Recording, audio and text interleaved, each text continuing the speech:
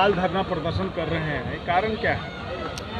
आज पूरे बिहार के तमाम नियोजित शिक्षक प्रदीप कुमार पप्पू जी के आह्वान पर आज यहाँ पटना में जुटे हैं विभिन्न मांगों को लेकर। और नियोजित शिक्षक लगातार सरकार के शोषण से पीड़ित है और मूलभूत सुविधाओं से वंचित है। आज भी नियोजित शिक्षकों को ना राज्यकर्मी की दर्जा दी गई है, न पुरानी पेंशन का लाभ दिया गया है, न वेतन उन्नयन का लाभ दिया गया है। तो हम इन तमाम मांगों को लेकर ग्रेच्युटी का मांग है, वेतन उन्नयन का मांग है, कालबद्ध प्रोन्नति का मांग है, स्नातक ग्रेड के शिक्षकों को प्रधान अध्यापक ग्रेड में प्रोन्नति का मांग है, बेसिक ग्रेड के शिक्षकों को स्नातक ग्रेड में प्रोन्नति का मांग है। जो हमारे अप्रशिक्षित शिक्षक हैं जिनका वेतन बंद कर दिया गया है उनके वेतन को चालू करने की मांग है। जो इंडेक्स 3 की बाध्यता है हमारे नवनियोजित शिक्षकों के लिए उसको समाप्त करने की मांग है। इन्हीं विभिन्न मांगों की पूर्ति के लिए आज बिहार के तमाम नियोजित शिक्षक पटना आए हुए हैं। अच्छा, सरकार जो है शिक्षकों के लिए लगातार गाइडलाइन जारी करती रहती है कि कभी शराब को लेकर के, कभी जनसंख्या गणना को लेकर के, तो इससे शिक्षकों को परेशानी भी होती है। और फिर इसके अलावा और अगर नहीं मिलता इस तरह का वेतन मान तो मैं तमाम मीडियाकर्मी बंधुओं को यह जरूर कहना चाहूँगा कि सरकार शिक्षकों का गलत इस्तेमाल करती है। शिक्षक की बहाली होती है शैक्षणिक व्यवस्था संचालन के लिए और सरकार शिक्षकों से 32 तरह का काम करवाती है, चाहे वो जनगणना हो, मतगणना हो, चाहे घर बनाना हो, स्कूल का इंफ्रास्ट्रक्चर हो, इन तमाम कामों को शिक्षक से करवाती है। और जो कि बिहार की शिक्षा व्यवस्था को चौपट करने का काम कर रही है। सरकार की कभी यह मंशा नहीं रही है कि बिहार की शिक्षा व्यवस्था बेहतर हो और बिहार के गरीब नौनिहाल जो हमारे बच्चे हैं वह बेहतर शिक्षा ग्रहण करे, पढ़े। राम कल्याण पासवान, बेगूसराय। वेतन नहीं मिलती है और अन्य सुविधाएं नहीं मिलती है, पदोन्नति नहीं हो रही है, तो आगे आप लोग धरना दिए हैं, क्या सरकार से क्या मांग है? सरकार से हमारी मांग है कि हम लोगों का जो आर्थिक शोषण है, जैसे हम लोगों का जो है अंतर वेतन, वो प्रशिक्षित और अप्रशिक्षित का अंतर वेतन है, वो समस्या है।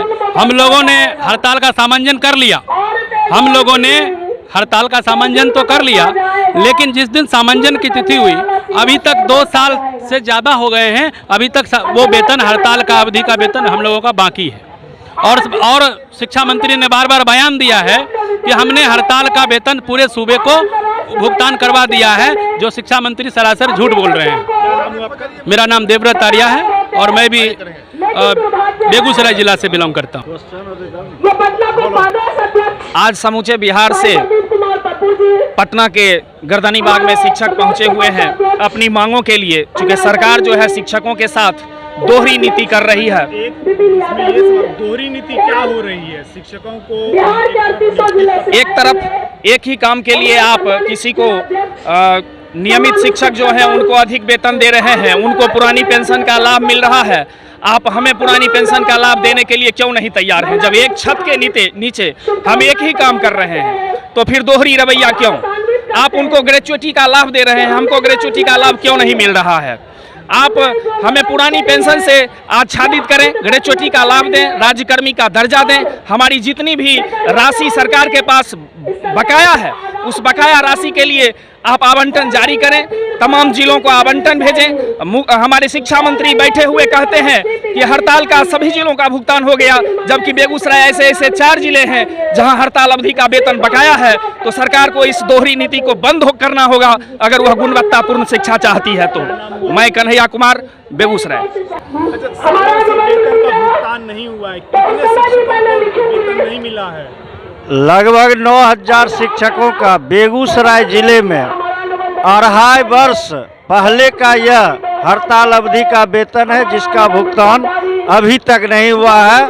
और माननीय शिक्षा मंत्री ने सदन में बयान दे दिया था कि पूरे बिहार में शिक्षकों का सामंजन, हड़ताल अवधि का सामंजन के पश्चात वेतन भुगतान हो गया है। और बेगूसराय जिले जैसा 8 जिले बिहार में है जहां पर हड़ताल अवधि का सामंजन नहीं हुआ है, और वह विगत 2.5 वर्ष पूर्व का यह मामला है।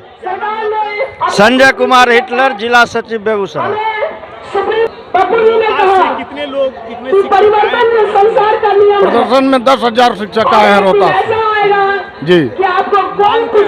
मांग है कि पुरानी पेंशन हम लोग का बहाल हो और ये हाँ जो 2005 से बंद है और जो ये सरकार के द्वारा 15% का इंक्रीमेंट है इसको घुमा फिरा कर सरकार अपने ही पाले में रखी है, उसको हर हाल में जनवरी माह से उसका भुगतान किया जाए और उसको तत्काल सभी जिला के जिला शिक्षा पदाधिकारी को निर्देशित किया जाए कि अविलंब मूल्यों का भुगतान तत्काल किया जाए। क्या नाम हुआ? संतोष कुमार राय, रोहतास, बिहार राज्य प्रारंभिक शिक्षक संघ के कोषाध्यक्ष। क्या क्या परेशानी हो रही है वेतन नहीं मिलने से?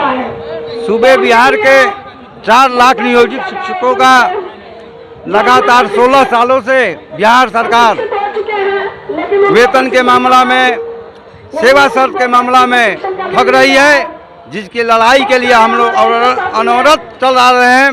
जैसे में वेतन में विसंगति, सेवा शर्त में विसंगति, इन तमाम मांगों के साथ आज पुरानी पेंशन की लागू करने के लिए आज हम लोग पुरजोर समर्थन में पटना के धरती पर आए हुए हैं। यह मांग जब तक पूरा नहीं होगा अनवरत यह संघर्ष चलता रहेगा। क्या नाम हुआ आपका? मेरा नाम जगन्नाथ सिंह, प्रधान शिक्षक, बिहार राज्य प्रारंभिक शिक्षक संघ, रोहतास। हम लोगों ने सुप्रीम कोर्ट तक आपका वेतन नहीं मिलता है, पदोन्नति नहीं होती है, तो बच्चों का विकास कैसे होगा? विद्यालयों में सरकार चाहती है कि शिक्षक विद्यालय में जाए और बच्चों को पढ़ाएं, जिससे बच्चों का नैतिक विकास हो, सामाजिक विकास हो और बच्चों का उत्थान हो। लेकिन आज सरकार की जो रवैया है ये रवैया बड़ा दोहरीपूर्ण रवैया है। एक ही विद्यालय में एक शिक्षक को 60,000 मिल रहा है, एक शिक्षक को 30,000 वेतन मिल रहा है, जिसके कारण शिक्षक कुंठाग्रस्त है। विद्यालय जाकर पढ़ाते हैं लेकिन कभी कभी सोचते हैं कि एक ही काम कर रहे हैं और एक को 60,000 एक को 30,000, ये दोहरी नीति लागू क्यों है? इसलिए सरकार को इस पर सोचना चाहिए और खास करके हम लोग का एक अभी मांग जो है पुरानी पेंशन हम लोग का लागू किया जाए और जब तक पुरानी पेंशन हम लोग को लागू नहीं किया जाएगा तब तक ये कार्यक्रम अनवरत चरणबद्ध तरीके से चलता रहेगा। डॉक्टर मोहन कुमार, बेगूसराय से। कितना उम्र हो गया है? जी प्रदर्शन प्रदर्शन का कारण क्या है कि हम तो दिसंबर इसी साल रिटायर कर जाएंगे, लेकिन सोचते हैं अरे हमको जो दिक्कत दिया नीतीश सरकार उसको सहन करेंगे, लेकिन हमारे आने वाले जो पीढ़ी है, हमारे शिक्षक जो है, कल उनको लाभ मिले। आज झारखंड, महाराष्ट्र, हरियाणा, राजस्थान सब सरकार ने पुरानी पेंशन प्रणाली लागू किया। नीतीश जी ने इसके बारे में कुछ सोचने के लिए तैयार नहीं है। दूसरी बात है, हम 2004 में एक प्राइवेट फैक्ट्री में नौकरी करते थे, जिस महीना हमने जॉब पकड़ा उसी दिन ईपीएफ का लाभ दिया गया। इस सरकार ने सितंबर 2020 से लागू किया। आखिर क्यों ऐसा गलत काम किया? एक सरकारी संस्था में काम करते हुए भी हम लोगों का ईपीएफ का लाभ जब से हम ज्वाइन किए तब से क्यों नहीं दिया?